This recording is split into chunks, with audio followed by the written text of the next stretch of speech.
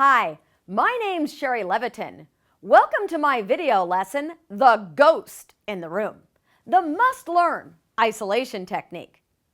We've all had it happen. Your prospects love it, they want it, and you're a great salesperson. They'll most likely buy it, maybe even two of them, but they need to speak to their brother, their lawyer, their accountant. And guess what? That person isn't here. In fact, they're in Brussels on vacation for the next month. They're the ghost in the room.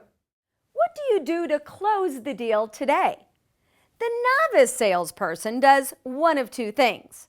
They either suggest getting in contact with that person, or they have some clever rebuttal like, "You don't need your lawyer's permission to buy this now, do you?" Or, "What does your brother have to do with the car you drive, the vacation you take, the house you live in, or whatever product you happen to be selling?" The problem with either of these two approaches is simply this: it violates the number one rule of overcoming objections. When confronted with any objection, we must isolate it to determine if it's the only objection and the final objection. You see, one of the biggest mistakes salespeople make in closing is they fail to isolate the customer's objection. If we don't isolate the objection, we'll never know if their concern is real or simply an excuse. So next time your prospect says he or she would love to purchase, but needs to ask someone who isn't present, the ghost in the room, try this simple formula. Number one, listen intently to the concern. And when I say listen, I mean don't interrupt. We salespeople tend to interrupt. Number two, say, "So if I understand correctly, if," and then repeat the person isn't here, "if such and such says no, you won't go ahead and purchase." Now remember this, step number two is you want to repeat the no, not the yes. By doing that, they'll need to agree because they just said they had to talk to that person. This avoids what we call cognitive dissonance. They just said they have to talk to somebody, so you confirm. So if they say no, you're not going to do it. Is that correct? And they'll say, "That's correct." If they say no, I'm not going to do it. Then step number three, you say, "So if they say yes, then would you go ahead and purchase?" Now here's the thing. They have to say yes. Otherwise, why would they say they're going to talk to them? You see, this is, in effect, a very sophisticated isolation technique. So, of course, they'll say, "Well, yes, of course I will. But like I said, my brother's in Brussels. So, yes, if he says yes, of course I'll go ahead and buy it." But here's the thing. It's step number four. Now ask why. So if your brother says yes, why would you purchase? Here's why this is such a great technique. Because now you're getting them to say why they would buy it. You see, whether or not their brother gives them their validation.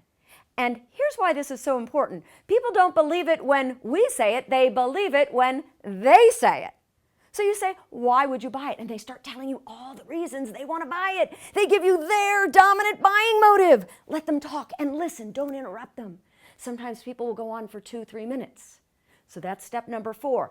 Step number five. Now you close using their reason they just told you in step number four as an emotional reason for them to purchase today. I'm going to give you an example of how a salesperson used this on me. You see, I thought to do this particular lesson this month because just last week, I was in the market for a new car. And well, you guessed it. I was deciding between two different cars, two great cars, BMW and an Audi, both great cars. However, I wasn't quite ready to make a decision. I told Robin, the BMW dealer, that I needed to think about it. Truth is, my brother has a BMW, just like it. But I told Robin that my brother was on a business trip in Paris. Do you believe that? Well, that's what I told Robin. It was a beautiful sunny Friday afternoon in Las Vegas, Nevada. Now, Robin asked me the question. He says, now, if your brother says no, I take it you wouldn't be buying it. I said, yeah, that's right. And he said, now, if your brother says yes, would you be purchasing this? I said, well, absolutely, but of course we can't get a hold of my brother. He's in Petty. It's 8 hours later in Petty. We can't get a hold of my brother. He's probably having a great time drinking wine, but we can't get a hold of him.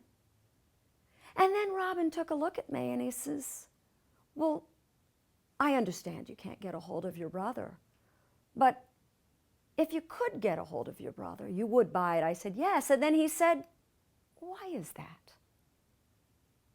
I thought about it and I said, well, I love the feel. I love how you can feel the road more in the BMW as opposed to the Audi. You can really feel the drive of that car.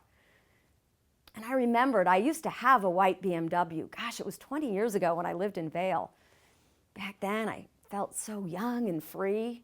And BMW, it's much sportier. I have fond memories of festivals in Vail and going to Aspen, playing softball in the summer, road trips through the aspen groves in the fall. As I spoke, I knew I needed to have it. I was selling myself. Robin handed me the keys and told me to make myself comfortable in the cinnamon-colored leather seats. He gave me a wink and said, I'll throw in the upgraded sound system. It's 6 hours of open highway home. Have fun on your way to Park City. So try this new isolation technique. Whenever you get an objection, isolate it first. And when there's a ghost, tell him to hit the highway. I'm Shari Levitin, telling you, isolate first.